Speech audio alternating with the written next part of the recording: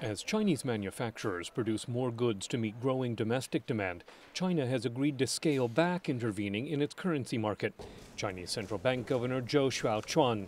同时呢，让市场供求关系更多的来决定汇率。 We will allow the market's supply and demand relationship to play a bigger role in determining the exchange rate, expand the floating range of the exchange rate, and increase the exchange rate's flexibility.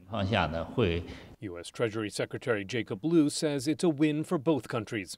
It's fundamentally about the fairness of the trading system and the opportunity of U.S. workers and firms to compete fairly, and for Chinese consumers to have the purchasing power that goes with a fairly valued currency. At this strategic and economic dialogue, U.S. and Chinese officials also discussed cybersecurity following the U.S. indictment of 5 Chinese military officers on charges of cyber espionage. Secretary of State John Kerry. The loss of intellectual property through cyber has a chilling effect on innovation and investment.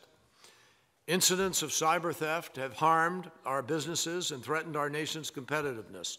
Cyber espionage is a sensitive topic for China as its manufacturing strength outpaces innovation, says American University professor Hilary Mann Leverett. Today, China is not a place that can innovate, and even though they're trying, they're not there. And so, in part, they see this as the United States pushing its advantage and not allowing China essentially to copy and then perfect, improve on, and learn to innovate that way. U.S. and Chinese officials also discussed competing territorial claims in the South China Sea, where Vietnam says one of its patrols was rammed by China's Coast Guard near a Chinese oil rig in disputed waters.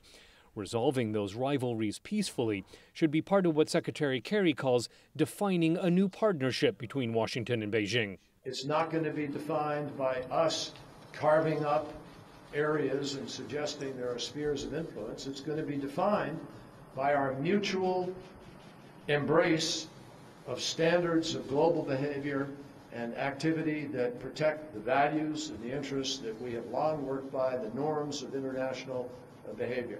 Vietnam's working with the Philippines on legal challenges to Chinese claims in the South China Sea, where Beijing says Filipino plans to drill for natural gas are illegal. Chinese Foreign Ministry spokesman Hong Lei. Any foreign company, if it has not received China's permission, exploring oil and gas in waters under Chinese jurisdiction is illegal and invalid. While the United States is helping upgrade the Filipino Navy, Washington says it's not taking a position on any of the rival claims in the South China Sea. Scott Stearns, VOA News at the State Department.